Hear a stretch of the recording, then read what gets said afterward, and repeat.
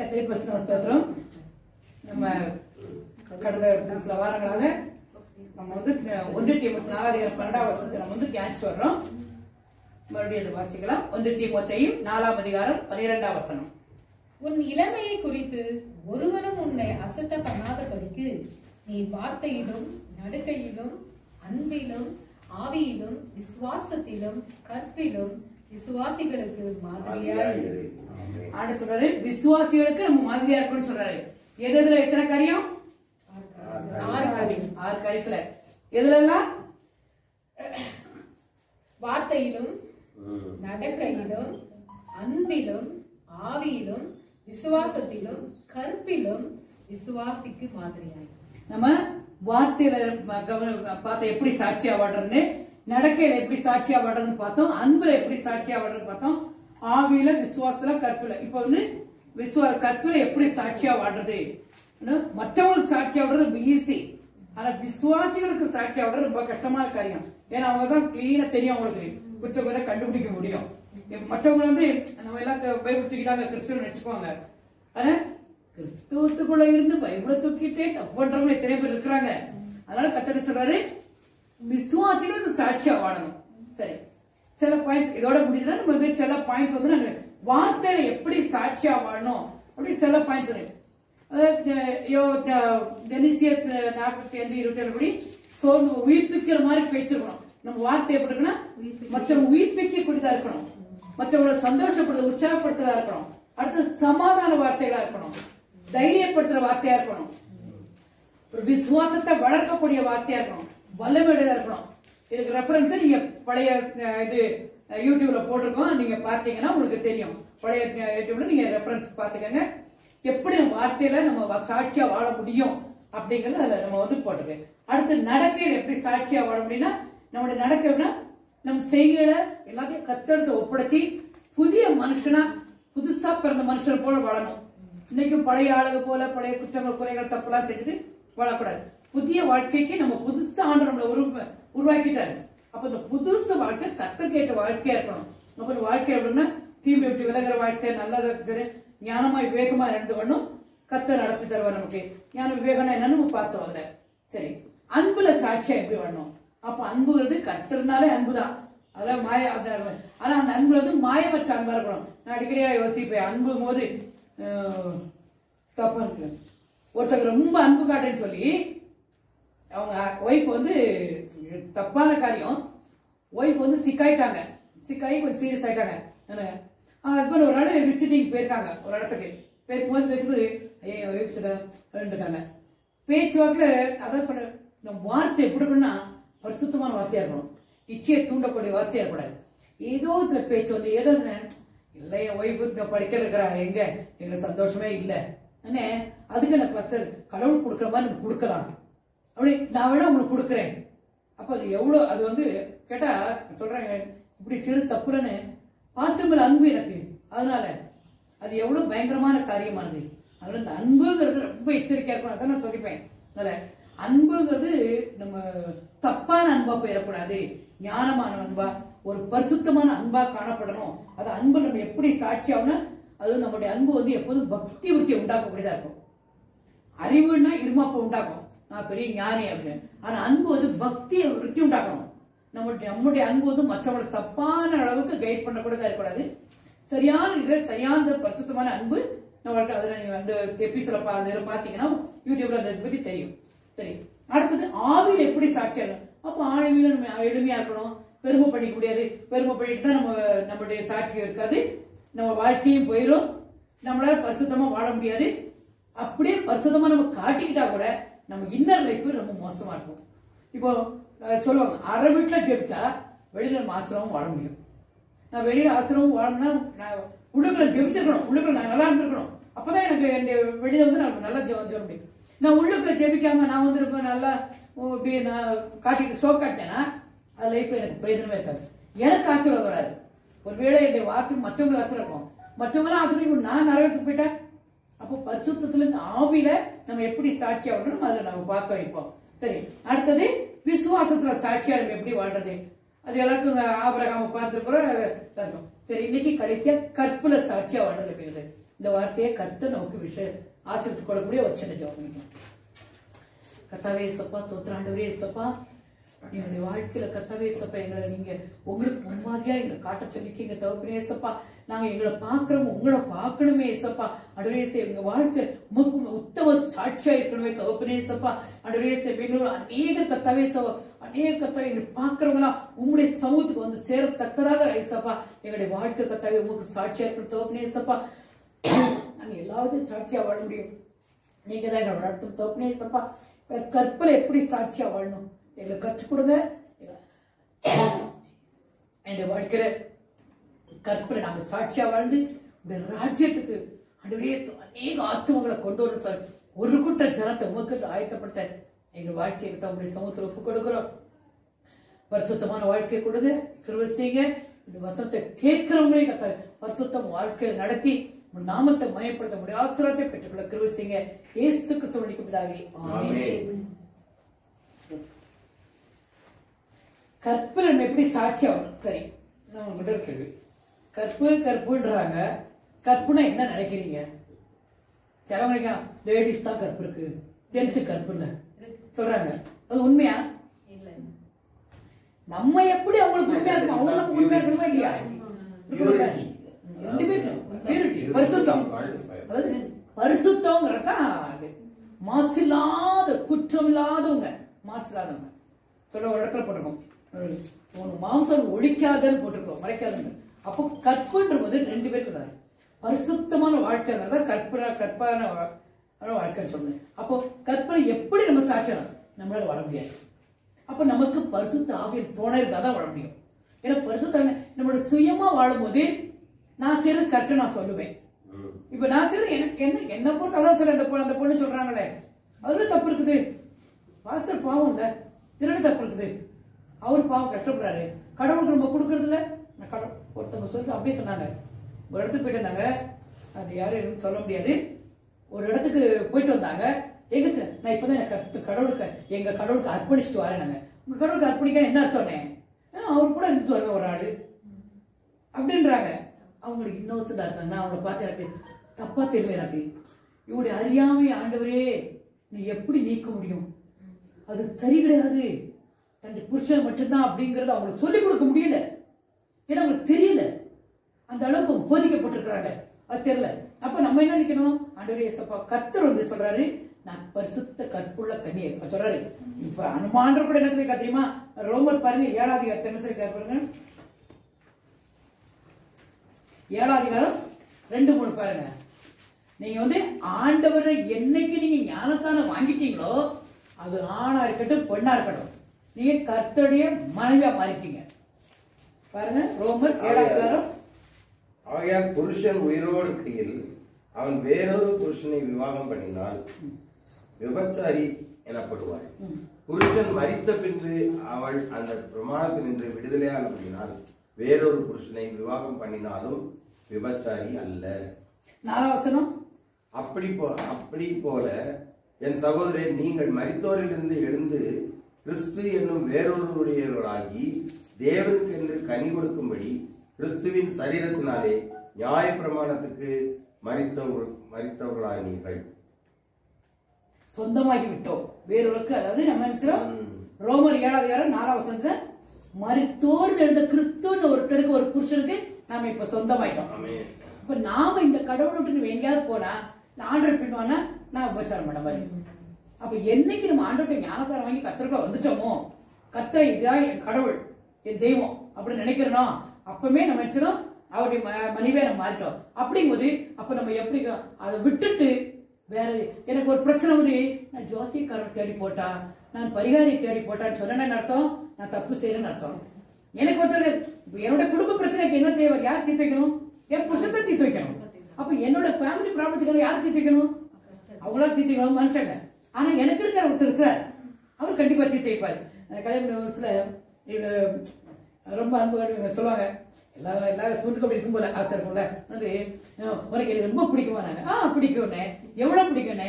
ஏசப்பா அடுத்தவங்க அது எனக்கு முன்னாடி ஏசப்பா வைக்கிறேன் கோபம் உங்களுக்கு. அது எனக்கு முன்னாடி ஏசப்பா வைக்கிறது. அந்த ஏசப்பா தான் உங்களே எனக்கு கொடுத்தாங்க. அப்படி அப்ப சொன்னேன் இப்படி ஒரு நல்ல ஹஸ்பண்ட, அழகான ஒரு ஹஸ்பண்ட எனக்கு கொடுத்துட்டா பாருங்க. அசிங்கமா இருக்கு எனக்கு, பட்டிக்காடா இருக்கிற எனக்கு ரொம்ப அழகான இல்ல படிச்ச ஒரு ஆசிரியர் புருஷனை கொடுத்தாரு பாருங்க. உங்களை கொடுத்துருக்காருல, அது யார் கொடுத்தா? அவர் தான் கொடுத்தாரு. அப்ப அவர் தான் முன்னாடி வைக்கிறேன். ஓகே ஓகே, என் அழகா இருக்குன்னு சொல்லிட்டேன்ட்டாங்க. குஷி ஆயிட்டாங்க. அப்ப ஆண்டவர் எடுக்கிறாரு 10 கத்தர் தான். அந்த கத்தர் தான் நமக்கு எல்லாத்தையும் வாழ வைக்கிறாரு. அழகான பிள்ளைய கொடுத்து, அழகான குடும்பத்தை கொடுத்து, அழகான சபையை கொடுத்து, சபையார் கொடுத்து எல்லாம் யார் தரா நமக்கு? அப்ப நான் இந்த ஆண்டவர் விட்டு நான் பரிகாரி தேடி போனேன்னா நான் போச்சாரு. எப்ப ஏசப்பா கிட்ட வந்துட்டனோ, ஞானஸ்தானம் வாங்கிட்டனோ, அதான் பட்டிருக்கு. வந்த மட்டும் இல்ல, ஞானஸ்தானம் வாங்கி கத்தடி பிள்ளைய மாற்ற பாருங்க.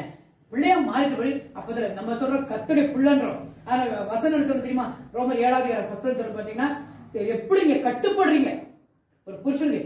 ஆண்டவராரு புருஷன் செத்துட்ட பிறகு நீ இன்னொருத்த கல்யாணம் பண்ணிக்கொன்றாரு. ஏசப்பா செத்துருவாரா? அப்படி என்ன அர்த்தம்? நான் செத்துட்ட பிறகு கல்யாணம் பண்ணிக்கொன்றாரு. நீ நான் செத்துட்டா நீ எங்க போ?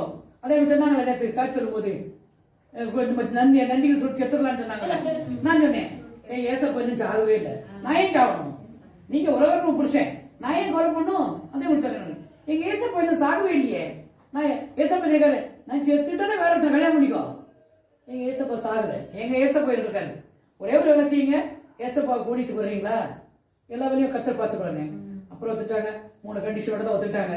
சொல்லிட்டாங்க, யாருக்கும் சொல்லக்கூடாது, உங்க அப்பாட்ட காசு வாங்கக்கூடாது, வேலைக்கு போக கூடாது, உங்க ஏசப்பா கடன் அடைக்கிறாரா பாரு. சேலஞ்சு. நான் எங்க அப்பா எல்லாம் வச்சிருக்காரு. எங்க அப்பா கையில் எல்லாம் இருக்குது, வெள்ளி பொண்ணு நிறைய வச்சிருக்காரு. நீ கேளு, நான் கொடுக்கேன்றாரு. இப்ப நம்ம கேட்கிறோம், கொடுக்குறாரு. நான் கவலைப்பட. ஏப்ரல் மாசம் 26 சொன்னாங்க, சேலஞ்சு சொன்னாங்க. சரின்னு சொன்ன கூட எனக்கு கொஞ்சம் பயம் வந்துச்சு. நானும் மாம்சிக்கு தானே, கொஞ்சம் பயம் வந்துச்சு. ஏசப்பா நான் பாட்டு சொல்லிட்டு இவ்வளவு பெரிய அமௌண்ட்டை கடன் அடைக்கணுமே, நீங்க அடைச்ச ஏன் நீ ஏன் பயப்படுற? வெளியே கண்டு பயப்படுறாங்க. நான் தானே சரி ஓகே, நான் கடன் அடைச்சு எனக்கு என்ன தருவாரு கேட்டாரு. என்ன வாயிருக்கு, வாயில் சாட்சி சொல்றேன், இறுதி எடுத்து துதிக்கிறேன், அவ்வளவுதான். சீப்பா சொல்லிடலாமேன்னு அடுத்த கையில மோரத்தை குடும்பி கேட்டாரு. உன் கடவுள் போய் கேட்கிறாருந்தாங்க. கேடுறாரு, பேசுறாரு நம்ம கூட சேர்ந்து. நம்ம கத்தடி பிடிங்க, கத்தனை மட்டும் பேசுறாரு. பேசி சொன்னாரு, கரெக்டா அவர் சொன்னதை செஞ்சா 7 எல்லா கடையும் இன்னைக்கு ஒரு கடன் தான் போட வச்சிருக்காரு. 96 14 வருஷம் ஆயிடுச்சா, 24 வருஷம் ஆயிடுச்சு. கத்து இன்னைக்கு வரையும் வாழ வச்சிருக்காரு. ஒரு குறை வைக்காம எது வேணுமா சரி. நானும் கப்பலே போறேன். பிள்ளைகள் கல்யாணமா எனக்கு என்ன கவலை, பேங்க் அங்க இருக்குது, நான் பாட்டுக்கு இருப்பேன். அதுல எல்லாரும் செக் எழுதுற மாதிரி நான் சொல்லுவேன், ஆண்டவரே போறேன், எனக்கு கொடுத்துருக்காரு, என்ன கொடுத்துருவேன், ஓகே கொடுத்துறாரு. இன்னைக்கு வரைக்கும் அப்படிதான் நடத்தி வராரு. அப்போ கத்தனது நம்ம பரிசுத்தமான வாழ்க்கையில வாழும் போது ஆண்டவர் நமக்கு எல்லாத்தையும் செய்து வர்றாரு. அப்ப நம்ம சாட்சியா இருக்கும் போது மற்ற ஜனங்கள் நம்மளை பார்க்கும்போது கத்தோட நாம அங்க மையப்படுது. அப்ப ஆண்டவர் சொல்றாரு, இது என் பிள்ளை, எனக்கு சாட்சியா இருக்கிறேன், நமக்கு வேண்டிய செயலாம் செஞ்சிடறாரு. அப்ப கற்புல சாட்சியா இருக்குன்னா பரிசுத்தமான வாழ்க்கையை சொல்றாரு ஆண்டவர். பாருங்க 1 கொரிந்தியர் 2 கொரிந்தியர் 11 இங்கதான் சொல்றாரு, கற்புள்ள கன்னிகையா உங்களை ஆண்டவர் கையில ஒப்படைக்கிறாரா உங்களை. 2 கொரிந்தியர் 11 ரோமர்ல விட இது அழகா போட்டிருக்கு பாருங்க. நான் உங்களை கற்புள்ள கன்னியாக கிறிஸ்து என்னும் ஒரே புருஷனுக்கு ஒப்பு கொடுக்க நியமித்திருக்கிறார். உங்களுக்கு உங்களுக்காக தேவ வைராக்கியம் கொண்டிருக்கிறேன். ஒரே புருஷனுக்கு உங்களை கற்புள்ள கன்னியா ஆண்டவர் ஒப்படைச்சார். அப்ப நம்ம இன்னைக்கு யாரு? நம்ம அப்ப அந்த பரிசுத்தமான வாழ்க்கையில நாம எப்போதும் கடைசி வரைக்கும் வாடும்போது கர்த்தர் நம்முடைய வாழ்க்கைக்குரிய ஆசீர்வாதத்தை நம்ம தலைமையில தங்க வைக்கிறாரு. பாருங்க, அந்த தேவன் 1 பேதுரு 3:12 சொல்றாருன்னா 1:2 சொல்றாருன்னா, நம்முடைய புருஷன் சரியில்லையோ, ஒய்ஃப் சரியில்லையோன்னா கூட எனக்கு இப்படிதான் ஆண்டவர் கத்து கொடுத்தாரு. இவங்க சினிமா அது ஹிப்பி அது போகும்போது அது என்னமோ ஒரு பாட்டுலாம் பாடுவாங்க அந்த கிட்டார்ல, அது என்ன அது பாடுவாங்க, பாடி டான்ஸ் ஆடி முடியெல்லாம் விரிச்சு போட்டு பயங்கரமா பண்ணுவாங்கல்ல, கஷ்டமா இருக்கும். ஏசப்பா என்னைக்கு அந்த கிட்டார் போட்டா அவங்களுக்கு யாராவது சொன்னாங்கன்னா கவலைப்படப்படுறேன், அந்த பாட்டை பாடி சந்தோஷப்படுவாங்க. என்று முடியுமோ ஆண்டவரை காத்துட்டே இருக்கும். ஆனா கத்திரி கிருபையில கத்தர் ஒரு ஆசீர்வாதத்தை கொடுத்தாரு. அப்ப இதுக்காக நம்ம என்ன செய்ய வேண்டியிருக்கு? இப்படி போயிட்டாங்களே நம்ம வாழ கஷ்டப்படுறோம். ஆனா நம்மளுடைய காலம் எப்படி இருக்க தெரியாது. நம்ம வந்து கொஞ்சம் பொறுமையா தாழ்மையா சகிச்சுட்டு போகும்போது நான் நிறைய அடியெல்லாம் வாங்கியிருக்கேன். ஆனா எனக்கு வலிக்கிறது இல்லை. அடியோட இவன் தான் வலிக்கும், எனக்கு வலிக்கிறது இல்லை. ஆனாலும் கர்த்தர் இன்னைக்கு நினைச்சு போது சந்தோஷமா. இந்த வருஷங்களை எத்தனை வருஷம் 38 வருஷத்துல நாட்களை எவ்வளவு ஆசீர்வாதம் மறுபடியும் கற்றுக் கொடுத்துருக்காரு. அப்போ நம்முடைய நல்ல நடக்கையினால நம்ம புருஷனையும் ஆதாயப்படுத்திக்க முடியும், ஜனங்களையும் ஆதாயப்படுத்திக்க முடியும், அக்கம் பக்கம் இருக்க ஊர் உலகத்தையும் ஆதாயப்படுத்திக்க முடியும். அது கர்த்தர் செய்யறாரு தான். அதனால நம்முடைய கற்பனை நடக்கையில கர்த்தர் நம்ம ஆசீர்வாதம் வைக்கணும்னு சொல்றோம். அது மட்டும் இல்ல, நீங்க என்ன செய்வீங்களா, இப்படி நடக்கும்போது உங்க வாழ்க்கையை நடக்கை செய்கை எல்லாத்தையும் கர்த்தரத்தை ஒப்பிச்சிட்டீங்கன்னா ஆண்டவர் இடத்துல சங்கீதம் 37:4-5 மட்டும் அதுக்கு அடுத்து ஒரு சின்ன சம்பவத்தை சொல்லி முடிக்கிறேன். சங்கீதம் 37:4-5.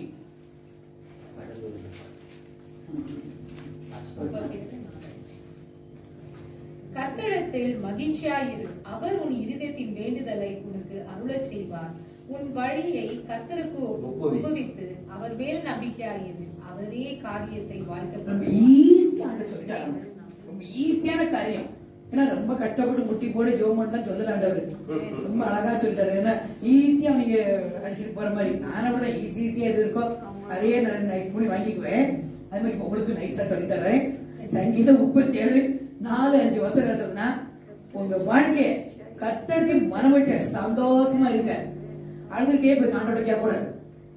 சந்தோஷமா இருங்க, மனமளிச்சரி உன் இருதயத்தின் மேல உனக்கு அனுப்பிச்சார். நீங்க சந்தோஷமா கர்த்தர் பார்த்துக்கூடாது. எனக்கு எல்லாத்தையும் கர்த்தர் பார்த்துக்கிறேன். பார்ப்பாரோ பார்க்க மாட்டாரோ, செய்வாரோ செய்ய மாட்டாரோ டவுட் பண்ணாதீங்க. சரி, பாப்பார், அவரை எல்லாம் முடியும். அப்படி நீங்க அவர் மேல தைரியத்தை போட்டு இருந்தீங்கன்னா அவருக்கு உங்க இருதயத்துல என்னென்ன நினைச்சிருக்கீங்க எல்லாத்தையும் நினைச்சுன்றாரு. அப்ப எவ்வளவு ஈஸியா நமக்கு. நான் ரொம்ப ஆசைப்படுவேன், கொடுங்க, நான் தருவார் எனக்கு. நாங்க கூட இந்த வருஷம் கிறிஸ்துவத்துக்கு ட்ரெஸ் அவங்க சேலை வாங்கி கொடுத்தாங்க. நேற்று அதை கிறிஸ்துவத்து கட்டலாம் நினைச்சே, நியூ இயர் கட்டலாம், அதை அழகா கொடுங்க ஓடாட வேண்டியிருக்குல்ல கிறிஸ்துவத்னா நியூ இயர் கட்டலாம் பாருங்க. நம்ம நினைக்கவே இல்லை. ஆனா கர்த்தர் செய்யறாரு, அழகு கொடுத்த அந்த ஃபங்க்ஷனுக்கு போனோம், அவங்க ஒரு சாரி கொடுத்தாங்க, பார்த்தேன், அதே கிறிஸ்துவஸ் கட்டினேன். நம்ம எதுவும் வாங்கணும், கத்து தரல. நம்ம ஐயோ ஒண்ணுமே எடுக்கலையே, என்ன செய்யறது, சரி பரவாயில்ல பாருங்க, பழைய எடுத்து பாருங்க அப்படின்னு நம்ம துக்கத்தோட செய்யாதபடிக்கு கொடுக்காடி கத்தர் சோத்திரம் அப்படின்னு அவர் பாட்டு எடுத்து கொண்டு கொடுக்குறாருல. ஒரு சேலை அவங்க 2 சேலையை கொடுக்குறாரு. அப்போ நம்ம என்ன செய்யணுமா, உங்க மனசுல என்னென்ன ஆசை வச்சிருக்கீங்களோ அதை கடவுள்கிட்ட சொல்லுங்க. என்ன சொல்றாரு, ஆண்டவரே ஸ்தோத்திரம், நமக்கு என்ன கவலை, எசப்பா நான் எல்லாம் சொல்லிட்டேன். பாரு குட்டி பிள்ளைங்க பாருங்க, உங்களோட கிரேஸ் ஏஞ்சல் அலையாத்திரையா உங்களுக்கு சம்பளம் வருதோ இல்லையோ, எனக்கு இந்த ட்ரெஸ் வேணும் சொல்றாங்கல்ல. நம்ம சம்பளத்தை பத்தி நம்ம வீட்டுக்கு சாப்பாடை பத்தி யாரும் கவலைப்படுறது இல்லை. குட்டி பசங்க பாருங்க, எனக்கு தெரியாது, நீங்க எனக்கு வாங்கி தரணும். நீங்க தான் பேங்க் வச்சிருக்கீங்க, கொடுங்க, வேலை பார்க்குறீங்களா, சம்பாதிக்க கொடுங்க, அவங்களுக்கு மட்டும் நினைச்சா போதும் சொல்றாங்கல்ல, கவலையே இல்லை. ஆனா அவங்களுக்கு அவங்க உங்களை நம்பிருக்காங்க. ஆனா நம்ம யாரும் நம்புறோம், ஏன்னா நம்மளும் பிள்ளைகள் கேட்கறாங்க, அதுவே ஓகே பார்க்கலாம், கத்து சோத்திரம், கத்து கொடுப்பாரு, ஜோம் பண்ணுங்க. நீங்க சொன்னீங்களே, நான் ஜோம் பண்ண சொன்னேன், என் பிள்ளைங்க அவரை பாடு அவரை பாத்துக்கங்கன்னு சொல்லிட்டேன். கத்த செஞ்சாங்க, சூப்பரா வந்துருந்தா ட்ரெஸ் போட்டுட்டு பின்ன அழகா ட்ரெஸ் வாங்கி கொடுத்துருக்கீங்க, வாங்கன்னு சொன்னாலே வந்தேன். அப்ப கர்த்தர் நம்ம இருதயத்து வேண்டல எப்ப நிறைவேற்றாரு, கர்த்தருக்கு மனவெளிச்சாரு. வர வேண்டியது எல்லாத்தையும் கர்த்தர் சொல்லுங்க, சந்தோஷமா இருங்க. அதான் சொல்றாரு, உன் வழி கர்த்தருக்கு ஒப்புவித்து அவர் மேல் நம்பிக்கை, அவரே காரியத்தை வாய்க்கப்படுவார். கர்த்தர் தான் நம்ம காரியத்தை வாய்க்க சொல்றாரு. அப்போ நம்முடைய ஆவியில நம்ம வழக்கையில நம்ம கற்பனை எல்லாம் சாட்சி பரிசுத்தாவே நம்ம பரிசுத்தாவியால் எப்படி நம்ம கிரியை செய்வார்னா, நான் என் இஷ்டத்துக்கு நடக்கும்போது வழி இதுவே சொல்லி நடத்துவார். எப்போ நான் கடவுள்கிட்ட இருக்கும்போது, நான் கடவுள்கிட்ட இல்லைன்னா ஆவியா நிற்க மாட்டார். ஆவியா சின்ன விஷயத்தை பார்த்தாலும் கோச்சிட்டு போயிடுவார். ஏன்னா சொல்றாரு, ஆவியான ஜீசஸ் ரொம்ப நல்லவர், அதை விட ஆவியான கொஞ்சம் இல்லை. இந்த பிதா வந்து ரொம்ப எரிச்சோட தேவன்.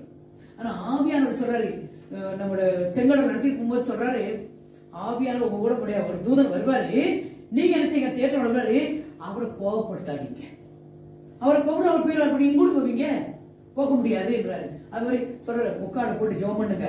ஏன்னா தூதன் வந்து ஜெபத்தை தூக்கி போகும்போது தூதன் கோச்சு கூட பிரசங்கில போட்டுருக்கு. அப்போ ஒவ்வொரு விஷயத்திலும் நம்ம நினைச்சாரு, நம்ம கர்த்தரை பிரியப்படுத்துக்கன்னா யாரு கூட இருக்கணுமா, ஆவியானவர் மட்டும் நம்ம கூட இருந்தா வச்சுக்கோங்களேன், நமக்கு எந்த கொஞ்சம் கவலையே பட வேண்டியது இல்லை, அவர் நடத்துவார். இப்ப நமக்கு எந்த வழியும் தெரியாது, இன்னைக்கு கூட சொல்லியிருந்தாங்க. அதுக்கு எப்படியா ஆண்டவர் ஞானத்தை கொடுத்துறாரு. நேரத்தை அந்த கம்ப்யூட்டர்ல போட்டுட்டு எடுக்க முடியல. புது கம்ப்யூட்டர் இந்த கேட்க எடுக்க தெரியாது, போட தெரிஞ்சதுக்கு எனக்கு எடுக்க தெரியாது. அதுவும் நேரத்தை எல்லாம் போட்டுட்டு தேடி பார்த்தேன். ஒரு ப்ரோக்ராம் காணவே காணும். எப்படி போச்சுன்னு தெரியல. ஸ்டார்டிங் ஒர்ஷிப் சூப்பரா இருந்தது. ஆனா ஒர்ஷிப்பே காணும். மொபைல தேடணும். இனிமேதான் அது எப்படி தேடணும் எனக்கும் தெரியல. அப்ப கர்த்தர் சொல்றாரு, எந்த இடத்துல எதை காரியத்தை செய்யணுமோ அதுக்கு ஏற்ற ஞானத்தை தர்றாரு. பாருங்க, ஏசாயா 31:15 என்ன சொல்றாரு? நம்ம வழி தப்பி போகும்போது கூட கற்புல, வாழ்க்கையில, நடக்கையில, செய்கையில, செயல இங்கேயோ ஒரு இடத்துல நம்ம தப்பு செய்யும்போது கர்த்தர் வழி இதுவே இதுவே சொல்லி சொல்லி நடத்துறாரு. ஏசாயா 31:15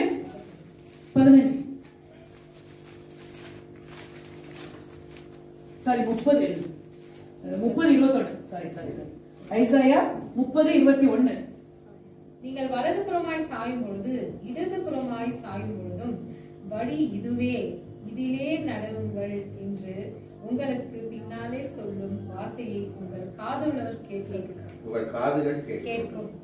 அப்போ நம்ம நடந்து போகும்போது எங்கேயோ இடத்துல தப்பு செய்யும் போது கர்த்தர் சொல்றாரு, எனக்கு உணர்த்துறாரு, எப்போ ஆவியான சத்தத்துல கேட்கணும். ஆவியான சத்தத்தை கேட்க நம்ம பழகிட்டோம்னா அந்த சத்தம் நம்ம காதுல கேட்கும். அங்க போகாது, அங்க போகுது, இப்படி வா வேணாம், அங்க சரியில்லை, இங்க வா ரைட் அப்படின்னு நான் வலது பக்கம் சாயும் போதும் அங்க தப்பு இருக்கு, குடி விட போற, தப்பு செய்ய போற, நன்றி இப்படி போனா சரி, வேண்டாம், அங்க பிரச்சனை இருக்கு, இப்படி வா. அப்புறம் வலது பக்கம் சாயும் போது இடது பக்கம் சாயும் போது வழி இதுதான், இப்படி போய் சொல்லி அழகா நடத்துறது ஆவியானவர். அந்த ஆவியான நமக்குள்ள வச்சுக்கணும். அப்போ நம்மகிட்ட எந்த வித தப்பு இல்லாம இருக்கும்போதுதான் ஆவியான நமக்குள்ள இருப்பாரு. அப்ப அந்த ஆவியான உங்களுக்குள்ள வச்சுக்கிட்டீங்கன்னா உங்க வாழ்க்கையில எதை குறிச்சு கவலைப்பட வேண்டியது. எனக்கு முன்னாடி நான் சொல்லல, எனக்கு முன்னாடி வழியில கொஞ்சம் தூரம் எனக்கு எல்லாரும் வேணும், ஒரு ஆட்டோ வேணும், ஒரு காரியம் வேணும்னா நான் போய் சொல்லுவேன், கொண்டு விடுறாரு. அப்ப நமக்குள்ள ஆவியான வச்சுக்கணும்னா நம்ம எல்லாத்தையும் ஆவியில, வாழ்க்கையில, நடக்கையில, சிந்தையில, செயல்ல, கற்புல எல்லாத்தையும் சாட்சியா இருக்கணும். சாட்சியா இருக்கும்போது கர்த்தர் நிச்சயமா நம்ம வாழ்க்கையில ஆசீர்வாதத்தை தருவாரு. இன்னொரு காரியம் சொல்றேன், நடந்த விஷயத்த சொல்றேன். நம்ம வாழ்க்கையில வெறுமனே வார்த்தையில மட்டும் சாட்சியா இருக்கு பிரயோஜனம் இல்லை. 6 காரியம் இருக்கு. சிலவங்க வார்த்தையில ரொம்ப சாட்சியா இருப்பாங்க, ரொம்ப சின்சியரா இருப்பாங்க. பாருங்க, வாழ்க்கையில நடக்கையில அது கொஞ்சம் கேள்விக்குறிதான். அடுத்தது பாருங்க, இன்னொன்னு விசுவாசத்துல ரொம்ப சாட்சி ஒருத்தர். லைஃப் கருத்தை சொல்றேன், ரொம்ப நல்ல ஒரு விசுவாசி. அது மாதிரி வார்த்தை ரொம்ப நல்ல விசுவாசி. ஒரு தடவை இது நடந்த சம்பவங்களால எனக்கு சொல்லலாம். வேற சில ஒரு சென்னையில இந்த ஒரு பட்டத்துக்கு ஒரு இடத்துல ஒரு ஹஸ்பண்ட் ஒய்ஃப் வந்திருந்தாங்க. ஒரு ஹோட்டலுக்கு போய் சாப்பிட போனாங்க. பழைய காரியம்னாலும் இந்த இடத்துக்கு ரொம்ப பிரயோஜனம் இருக்கும். வாழ்க்கையில் நடக்கக்கூடாதுக்காக சொல்றேன். நான் எவ்வளவு இடத்துக்கு போனா பிரச்சனை கிடையாது. ஒரு ஹஸ்பண்ட் ஒய்ஃப் ஹோட்டலுக்கு போனாங்க. பிரியாணி பார்சல் வாங்கினாங்க. பார்சல் வாங்கினோடனே அன்னைக்கு ரொம்ப ரஷ். நல்லா வெயிட் பண்ணாங்க. பிரியாணி பார்சல் வச்சு டேபிள் 2 பார்சல் வச்சு அவர் சார் பிரியாணி பார்சல் 2 பார்சல் கொடுத்தாங்க, காசை கொடுத்தாங்க, வந்துட்டாங்க. வந்துட்டு போயிட்டாங்க. மகாபலிபுரமா எங்கேயோ ஒரு ஹோட்டல் விட்டாங்க, ரூம் எடுத்தாங்க. சரி போயிட்டு சாப்பிடலான்னு பிரியாணி பாக்கெட் கொடுத்துருந்தா 1 பிரியாணி 1 பணம். ஏன்னா அந்த ஹோட்டல்காரர் சார் பேங்க்ல கட்டுறதுக்காக ரூபாய பொட்டம் கட்டி வச்சிருந்திருக்காரு. இது பிரியாணின்னு சொல்லிட்டு இவங்க சொன்னாங்க, இதை கொடுத்துட்டாரு. ஐயோ பணம் உடனே அடிச்சுக்கிச்சு அவங்களுக்கு.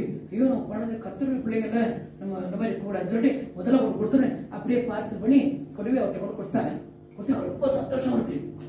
இவ்வளவு பணம் பிரியாணி போட்ட அளவுக்கு பெரிய இவ்வளவு பணம் கொடுத்துருக்குறேன், நீங்க எடுத்துட்டு போவாங்க ஒன்று, எவ்வளவு உண்மையா இருக்கீங்க, எவ்வளவு நல்லவளா இருக்கீங்கன்னு.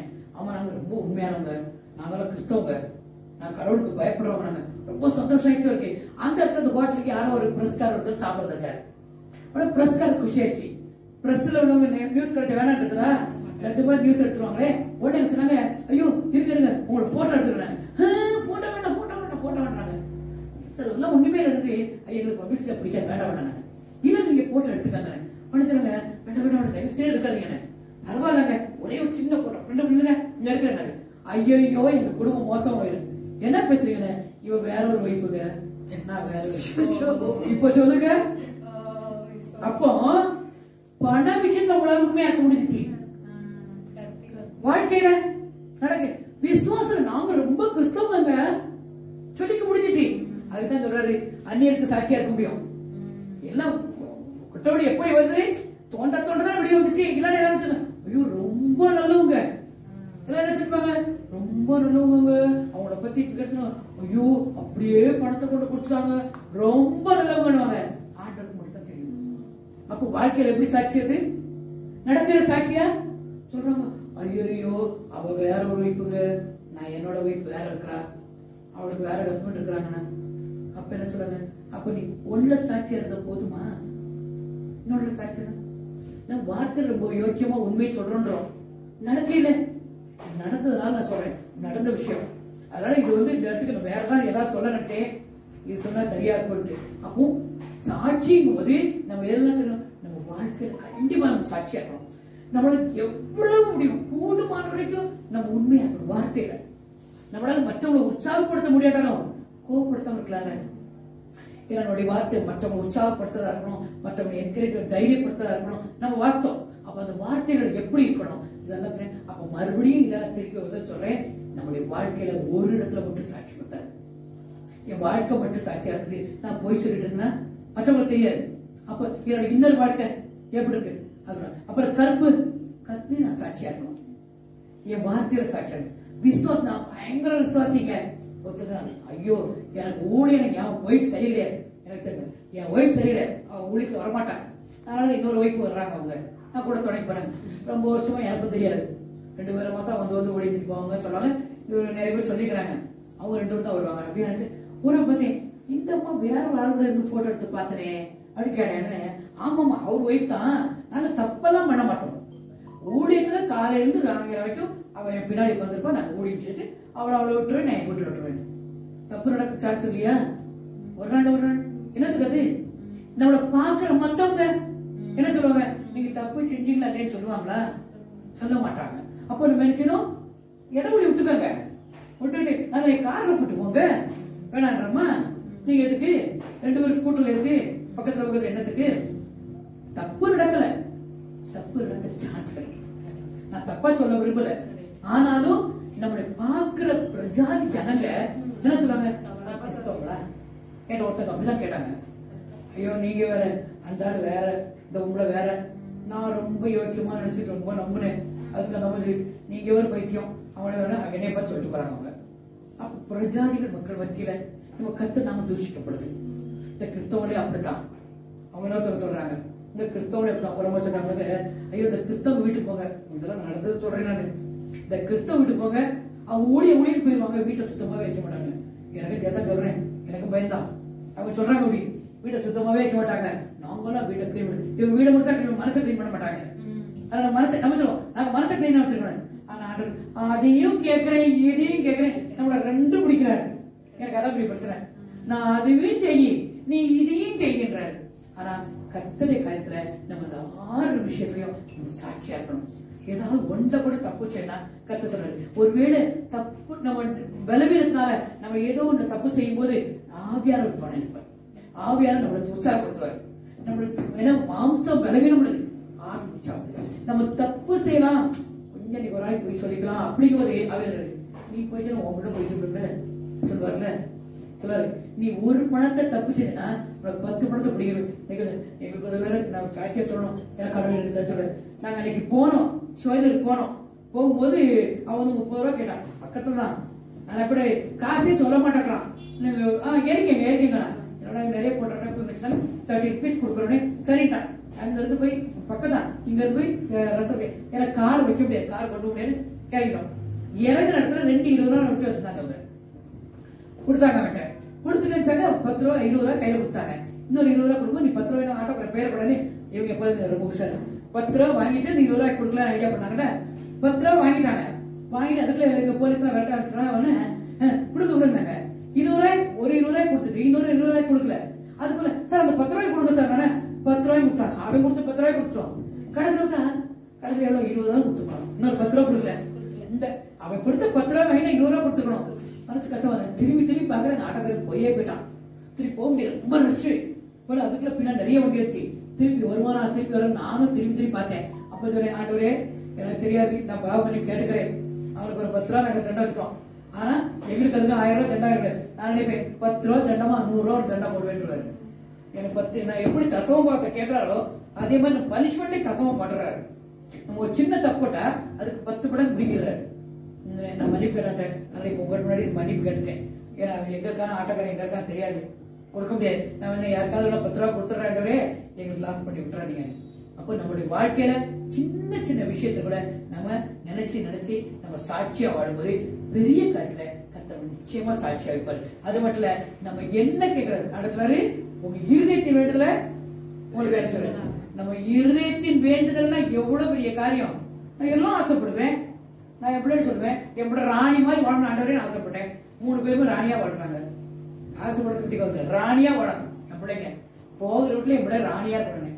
3 பேருமே ராணியா தான் வாழ்றாங்க. இப்போ கர்த்தர் ஆசீர்வதிச்சிருக்காரு. அப்புறம் இருதயத்து வேண்டுதல் ரைட் செய்வார்னா நீங்க எப்படி இருக்கணும், எல்லா காரியத்தையும் கூடுமான வரைக்கும் நீங்க பிராக்டிஸ் பண்ணி வந்தீங்கன்னா சாட்சியா வாழும்போது நீங்க ஒண்ணுமே இல்லை, எல்லாம் அப்பா பார்த்துப்பாரு. கர்த்தர் நிச்சயம் பார்த்துப்பாரு. உங்களுக்கு என்ன வேணுமோ எல்லாத்தையும் கர்த்தர் பார்த்துப்பாரு. கர்த்தர் நீங்க உங்களையும் மற்றவங்க சாட்சியா இருப்பாரு. நீங்க சொல்றீங்களே காற்றையும் காண மாட்டாங்க, மழையும் காண மாட்டாங்க, கர்த்தர் வாய்க்கால் நிரம்புன்ற மாதிரி என் வாழ்க்கையை நினைச்சு கொடுத்தாருன்றீங்க. நீங்க சொல்றீங்க இவ்வளவு சந்தோஷமா இருந்துன்றீங்க. அப்ப கர்த்தர் உங்களை எப்படி வச்சிருக்கிறாரு மற்றவங்க பார்க்கும்போது அப்ப என்ன ஆண்டவரே நீங்க சொல்ற சாட்சி நிமித்தம் கர்த்தர் உங்களை இன்னும் அதிகமா ஆசீர்வதிப்பாரு. அப்ப நம்ம சாட்சியான வாழ்க்கை அநேக ஆத்துமாக்கள் பிரயோஜனமா இருக்குது. அநேக ஆத்துமாக்கள் கர்த்தருக்கு வர்றதுக்கு இருக்குது. அதனால இன்னிலிருந்து தயவு செய்து ஏதோ ஒரு இடத்துல இந்த 6 காரியத்துல ஏதோ ஒரு இடத்துல தப்பு இருந்தா கூட நம்ம சரிப்படுத்திக்கலாம். அது சரிப்படுறது நமக்கு ஆவியானவருக்கு துணை வேணும். பரிசுத்த ஆவியான கேளுங்க, பரிசுத்த நிச்சயமா நம்ம கூட துணை இருப்பார். கர்த்தர் உங்களை ஆசீர்வதிப்பார். ஆண்டவர் சொல்றாங்க, என் முழு மனசோட முழு பலத்தோட முழு இதயத்தோட கர்த்தருக்கு அன்பு கூறுவாயாகன்றாரு. முழு இருதயம்னா உங்களுடைய ஆவி, முழு ஆத்துமானா சிந்தை, முழு பலத்தோட சரீரம். அது 3 நீங்க வருஷமா காணும்போது நிச்சயம் கர்த்தர் ஆசீர்வதிப்பார்.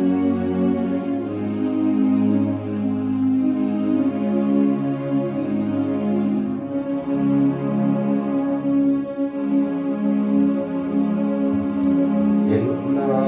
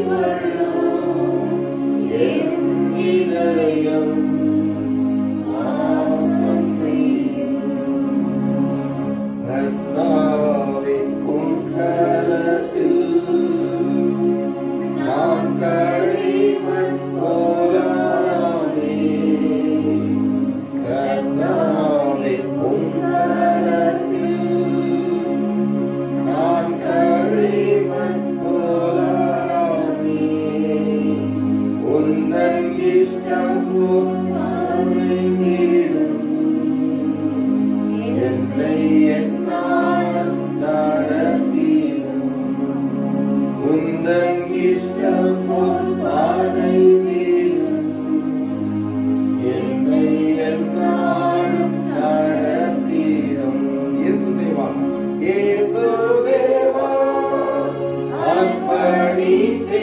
அர்ப்பணிப்போம் என்னையே நான் அர்ப்பணித்தேன் இயேசு தேவா அர்ப்பணித்தேன் என்னையே நான் அர்ப்பணித்தேன் ஏற்றுக்கொள்ளும்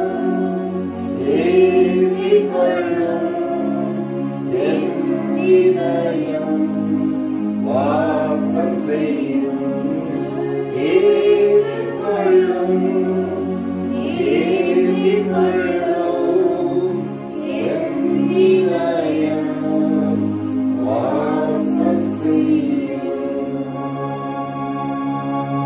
ஜெபிப்போம். அல்லேலூயா. எல்லாரும் எந்திரிச்சு உங்களை அர்ப்பணிக்கலாம். கடைசியா பாட்டு உங்களை அர்ப்பணிக்கலாம்.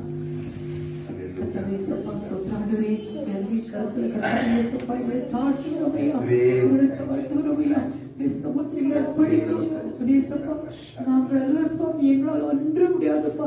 எனக்கு உலகத்தில் இருக்கிறோம் சுவாமி ஏசப்பா. நாங்கள் பலவீனோடு ஏசப்பா. இந்த உலகத்தோடு கூட உலகத்தோடு கூட நாங்கள் வாழ வேண்டியவளா இருக்கிறோம் ஏசப்பா. கட்டாயத்திற்குள்ளா இருக்கிறோம் ஏசப்பா. எங்களால் சுத்தமாக வாழ முடியாது ராஜா. அது ஏசப்பா. ஆனாலும் ஏசப்பா தாவியாரை நீங்க நடத்துங்க. கரம் பிடிச்சு நடத்துங்க. நாங்கள் தவிசப்பா உடைய கருத்தை அர்ப்பணிக்கிறோம் ஐயா. எங்களை அர்ப்பணிக்கிறோம் ஐயா. ஏசப்பா எங்களுக்கு வாசம் பண்ணுங்கப்பா. நீங்க எங்க மனசுல இருந்தீங்கன்னா, நீங்க எங்க இருதயத்துல இருந்தீங்கன்னா நம்ம தப்பு செய்ய மாட்டோம் தோப்புரேசப்பா. வெடி இதுவே இதுவே இதுவே சொல்லி எங்க அழகான நடத்துவீங்களே ஏசப்பா. நாங்க வழிபுறம் சாயும் போது இடதுபுறம் சாயும் போது வழி இதுவே சொல்லி அழகா கரம் பிடிச்சு நடத்துவீங்களேப்பா. நீங்க கரம் பிடிச்சிக்கப்பா. நாங்க உங்க கரத்தை பிடிச்சா நாங்க விட்டுருவோம்ப்பா. அது நீங்க எங்க கரத்தை பிடிச்சிக்கப்பா. ஏசப்பா நடக்க முடியாத இடத்துல என்னை தூக்கி சுமக்க வல்லவரா இருக்கிறப்பா. தோப்புரேசப்பா என்னை சந்தேசப்பா எங்களால் நடக்க முடியாதுப்பா. ஏசப்பா அந்த உலகத்தோடு போராட முடியாதுப்பா. அதை விட நீங்க தூக்கிக்கப்பா. என்னை தூக்கி சுமந்துக்கப்பா. ஏசப்பா உங்க கருத்தை சாட்சி ஒப்பு கொடுக்கிறோம். பிரசங்கத்தை கேட்கிறவங்க ரசத்தை கேட்கிறவங்க அத்தனை பேரை தோப்புரேசப்பா. நீங்க தூக்கி சுமக்கூடாதா. நீங்க கட்டாயம் தாங்கி கொடுங்க தோப்புரேசப்பா. மறைவுல மூடி மறைந்து பாதுகாத்துக் கொள்ளுங்கப்பா. பரந்த வைத்துக்கோங்கப்பா. தேவரேசப்பா உலகமாந்து கத்தாவேசப்பா. எங்களை மோசத்துக்குள்ள கொண்டு போகாதபடிக்கு, எங்களை வஞ்சிக்காதபடிக்கு, எங்களை ஏமாற்றி போடாதபடிக்கு ராஜா நீங்க எடுத்துங்கப்பா. நீங்க கிருபை செய்யுங்கப்பா. எங்களுக்கு ஞானத்தின் ஆவியும் விவேகத்தின் ஆவியும் எல்லாரையும் கொடுங்கப்பா. நாங்கள் எந்த இடத்துல எப்படி நடந்துக்கணும், எப்படி பேசணும், எப்படி பண்ணக்கூடாது நீங்க கற்றுக் கொடுங்கப்பா. அப்படியே செய்வேன் எங்க வாழ்க்கையில, எங்க நடக்கையில, வார்த்தையில, எங்க ஆவியில, விசுவாசத்துல, கருத்துல நாங்க உமக்கு உத்தம சாட்சியாயிருக்க கிருபை செய்யுங்கப்பா. நாங்க உமக்கென்று சாட்சியாயிருக்கணும்ப்பா. ஒரு கூட்ட ஜனத்தை உமக்கென்று ஆதாயப்படுத்தத்தக்கதாக சாட்சியாயிருவீங்க கடைசி வரைக்கும்ப்பா. எங்களுடைய கர்த்தாவேசப்பா எங்கள் ஜீவனை எடுத்துக்கொண்டு போகிற நாள் வரைக்கும்ப்பா. வருகை புரிந்த தோப்புரேசப்பா உமக்கு பிரியமான சாட்சியாவீங்க. திருச்சட்டத்தை எங்க வாழ்க்கை நடப்பீங்க தோப்புரேசப்பா. அதுக்கு எங்களை விட்டு கொடுக்கிறோம்ப்பா. கிருபை செய்யுங்க. மீத தேவரை பொறுப்படுத்திக் கொள்ளுங்க. அப்படி நடத்துங்க. இயேசு கிறிஸ்துவின் பிதாவே ஆமென். ஆத்துமாவே கர்த்தரை ஸ்தோத்திரி. என் முழுவதுமே பரிசுத்த நாமத்தை ஸ்தோத்திரி. என் ஆத்துமாவே கர்த்தரை ஸ்தோத்திரி.